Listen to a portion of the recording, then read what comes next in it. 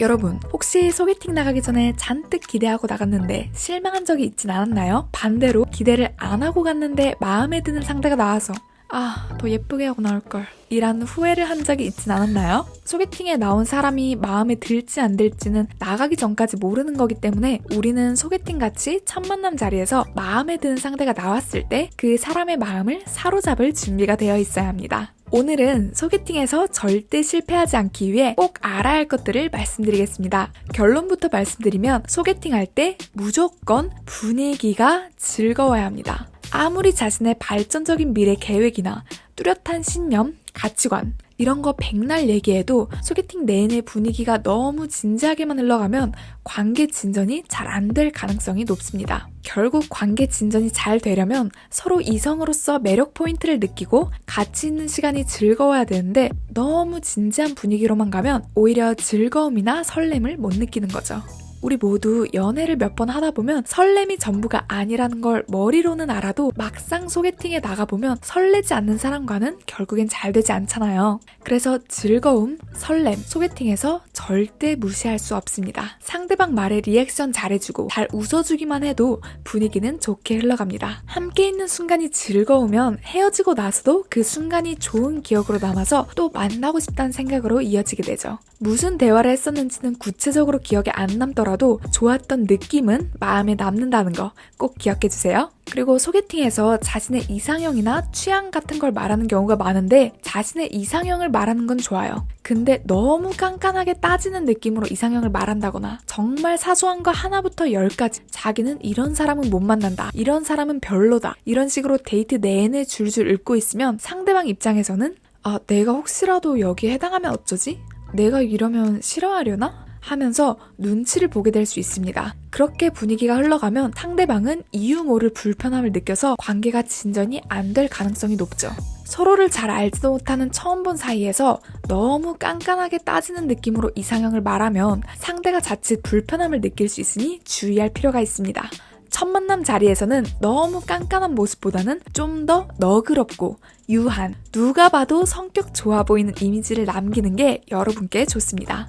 그리고 제가 상담을 받다 보면 소개팅 나가기 전에 걱정이 돼서 상담을 요청해 주시는 분들이 꽤 계세요. 이렇게 걱정이 많은 분들께 제가 항상 해드리는 말이 있는데 소개팅에서 혹시나 까일까봐 걱정돼서 상대방 눈치 보지 말라는 겁니다. 상대방이 나를 마음에 들어 할지 계속 신경을 쓰고 눈치를 보면 상대방도 그걸 다 느낍니다. 그렇게 상대의 눈치를 너무 많이 보다 보면 오히려 그런 태도가 나의 매력을 반감시킬 수 있다는 거죠.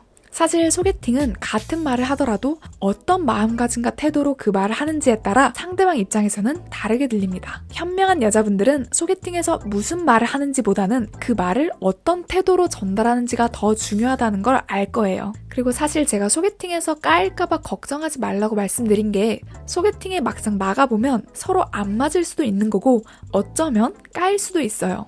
여러분, 혹시 하트 페어링 보신 분 계시나요? 하트 페어링 보신 분들 아시겠지만 출연자 중에 인기 많고 훈훈한 지민도 과거에 러브캐쳐라는 다른 프로그램에서는 이성에게 선택받지 못한 적이 있었어요. 그 당시 지민은 자기가 차가 없어서 선택을 못 받은 것 같다며 자기 자신에게서 원인을 찾았었죠. 하지만 우리가 봤을 때 차가 있고 없고를 떠나서 지민이라는 사람 자체가 너무 괜찮잖아요. 즉, 내가 부족해서라기보다는 어떤 상황인지에 따라 상대방이 누구인지에 따라 때로는 괜찮은 사람도 선택을 받지 못할 수도 있고 거절을 당할 수도 있다는 거예요. 거절당하면 누구나 마음 아프고 기분이 좋지 않죠. 거절당하는 게 아무렇지 않은 사람은 아마 없을 거예요. 하지만 모든 사람이 좋아하는 사람이 되는 건 거의 불가능에 가깝습니다. 내가 누군가의 이상형일 수도 반대로 누군가의 이상형이 아닐 수도 있는 거죠. 그렇기 때문에 이번에 거절당했다고 해서 상처받고 주저앉아버리면 다른 더 좋은 이성을 만날 기회를 놓치는 꼴이 될 수 있습니다. 그래서 이렇게 거절당해서 상처받았을 때일수록 오히려 빨리 다른 기회를 만들어서 누군가 나를 좋아하고 누군가 나를 마음에 들어하는 경험을 해보세요. 사귀는 건 나중에 생각할 일이고 누군가에게 거절당해서 상처받았을 때일수록 빨리 이 경험을 하라고 하는 이유는 그래도 나를 좋아하는 사람이 있구나 라는 걸 깨달아서 빨리 상처를 극복하기 위함입니다. 이게 어떻게 들으면 굉장히 이기적으로 들릴 수도 있어요. 다른 사람 마음 이용하는 거 아니냐, 그럼 내가 너무 나쁜 사람 되는 거 아니냐. 그런데 원래 인간은 적당히 이기적인 존재입니다. 그러니 혹시라도 이번에 소개팅에서 까였다고 해서 내가 좋아하는 사람이 나를 안 좋아한다고 해서 더 동굴 속으로 들어가지 말고 상처받았을 때일수록 더더욱 세상 밖으로 나와서 현실을 마주하고 그 과정에서 상처를 치유받는 것이 본인을 위해서도 더 좋은 방법이 될 수 있다는 거죠. 이럴 때일수록 더 다양한 사람 만날 기회를 가져보세요. 더 좋은 사람 만날 수 있는 기회를 놓치지 말라는 겁니다. 네, 오늘 이렇게 소개팅할 때 꼭 알아야 할 것들에 대해 얘기해보았는데요. 정리하자면 첫째, 소개팅이 잘 되려면 가치 있는 순간이 무조건 즐거워야 합니다. 결국 관계 진전이 잘 되려면 서로 이성으로서 매력 포인트를 느끼고 가치 있는 순간이 즐거워야 하기 때문에 너무 진지한 분위기로만 흘러가지 않도록 주의하기.